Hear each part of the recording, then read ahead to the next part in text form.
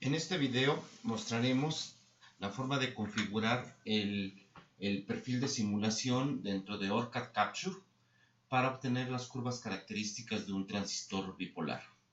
El análisis que estamos configurando recibe el nombre de barrido de corriente directa o en inglés DC Sweep.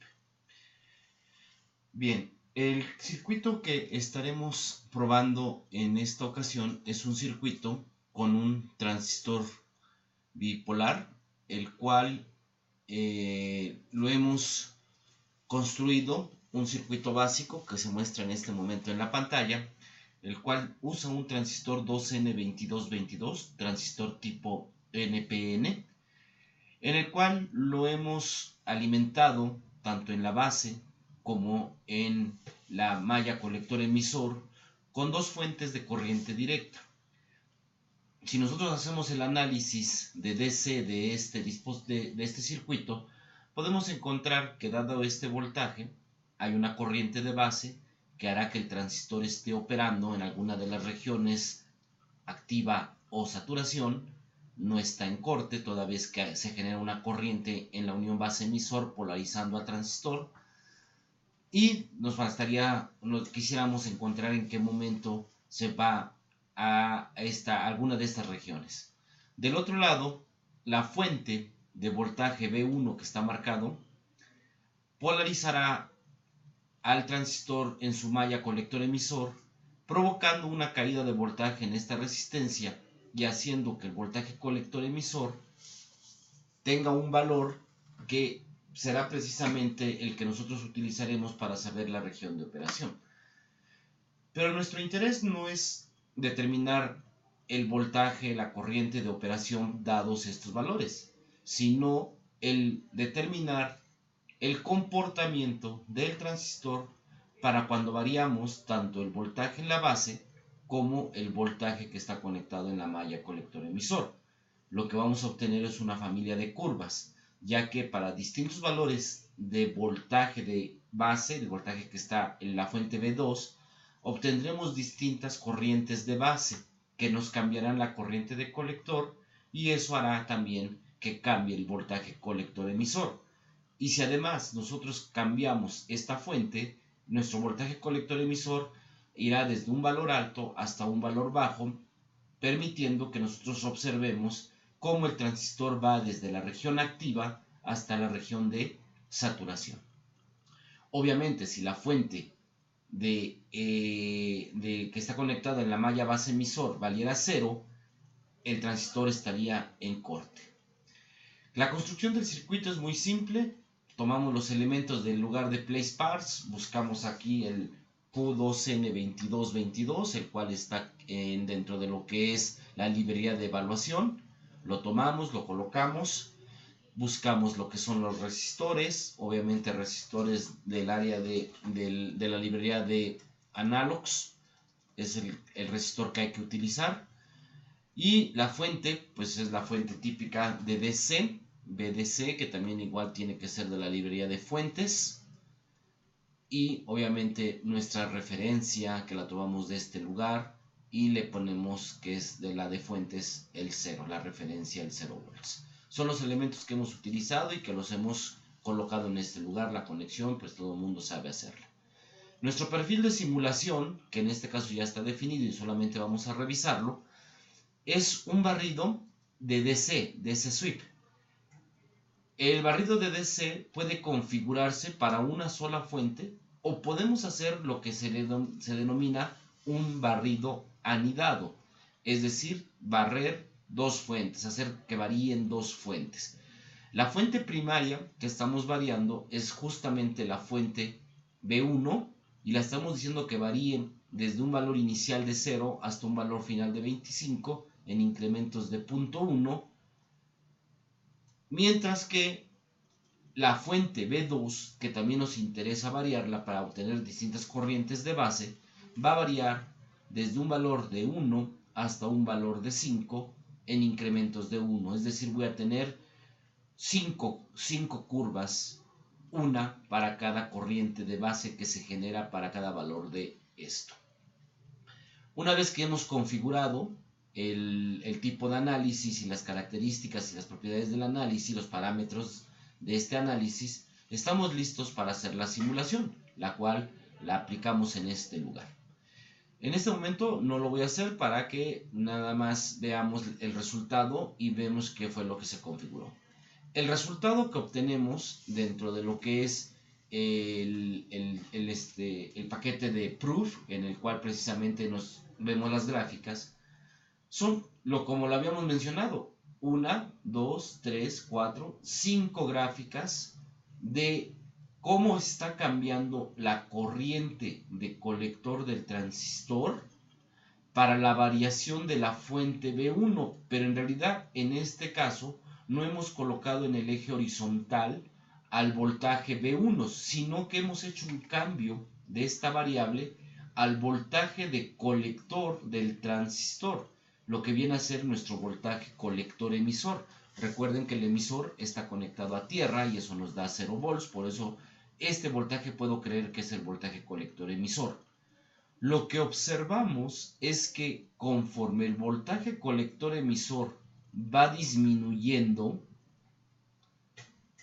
eso hace que el transistor pase a una región en la cual se está comportando como una resistencia, la pendiente es muy grande, es corriente sobre voltaje, la pendiente es muy grande, eso significa una resistencia de un valor muy pequeño, es decir, casi un cortocircuito. Cuando el voltaje colector emisor es cercano a cero, el transistor ha entrado a la región de saturación y se está comportando casi como un cortocircuito. No es un cortocircuito porque hay un ligero voltaje colector emisor en el transistor, pero la corriente que puede circular por él es literalmente el que determina la corriente de base. Acuérdense que la corriente de colector es beta veces la corriente de base.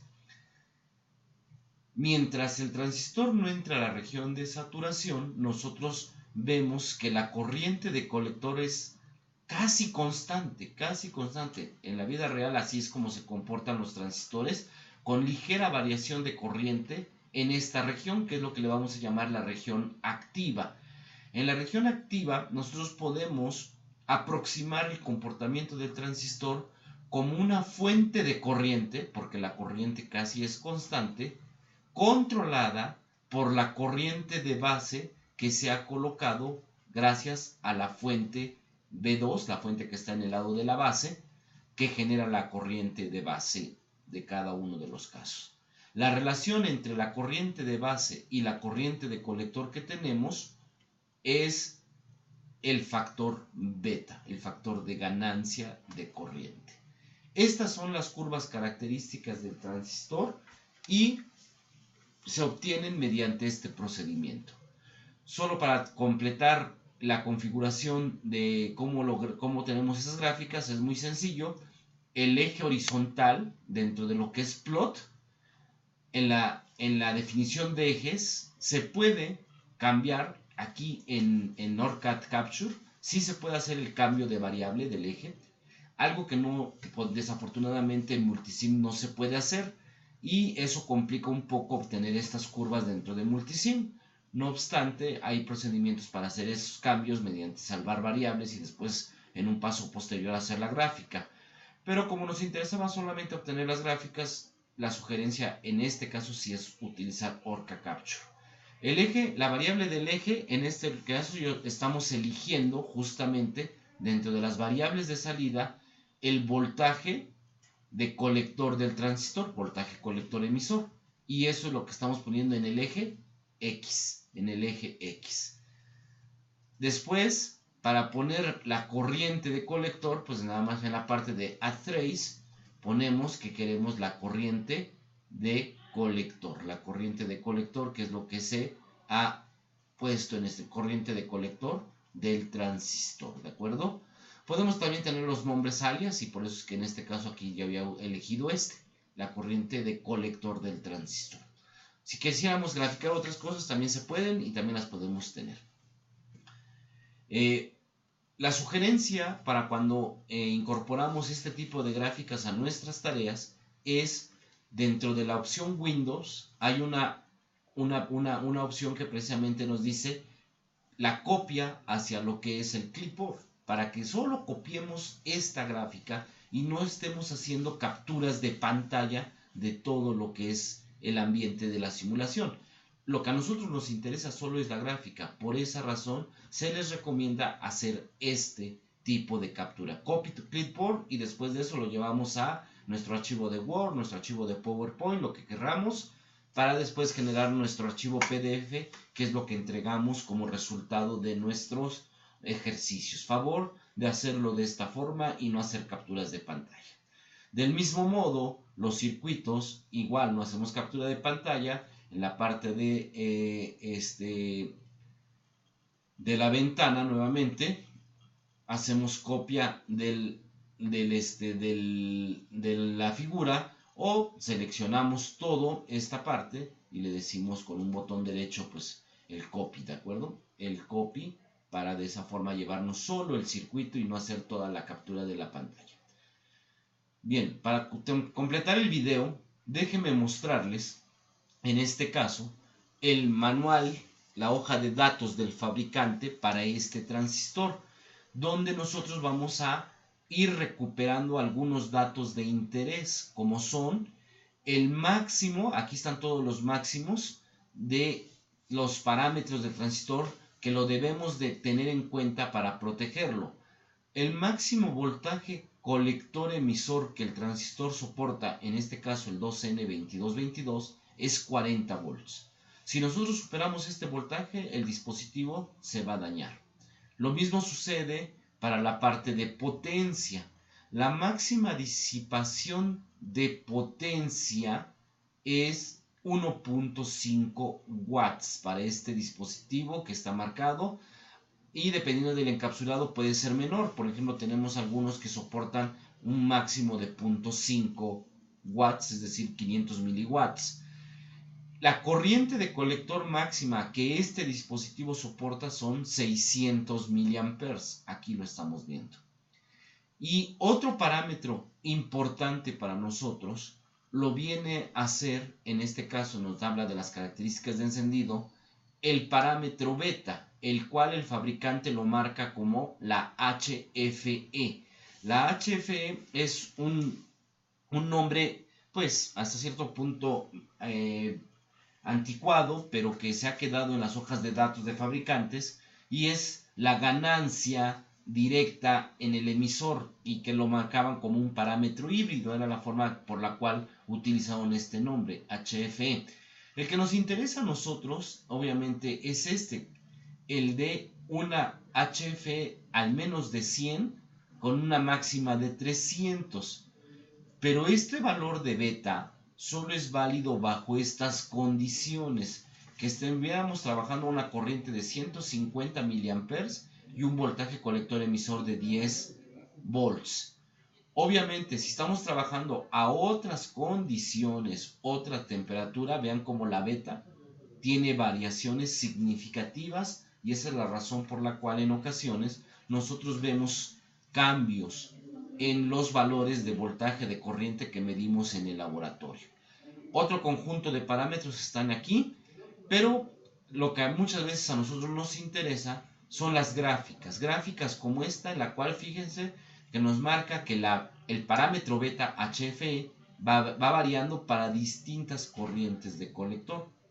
Y es importante que ustedes vayan aprendiendo que muchas de estas gráficas se hacen en una escala logarítmica. Una escala logarítmica que nos permite comprimir un rango amplio de valores de la corriente desde 0.1 miliamper hasta 1 ampere, 1000 miliamperes. Y en lugar de tener una gráfica tan grande, la comprimimos gracias a la escala logarítmica. Efectivamente, vean cómo el valor de beta a 25 grados centígrados pues andan alrededor de 100, pero puede ser tan bajo como menor a 100, y llegar a valores tan altos como hasta 300 si la temperatura va incrementándose. Son los parámetros del transistor. Otros parámetros que también van a ser interesantes más adelante, sobre todo cuando querramos alimentar al dispositivo con distintas frecuencias de la señal, por ejemplo, para encender o apagar un LED, son los parámetros de encendido, los parámetros de conmutación, el tiempo de subida, el tiempo de caída, el tiempo de retraso que tienen. En este caso vean cómo este dispositivo es un dispositivo suficientemente rápido porque tiene tiempos de nanosegundos.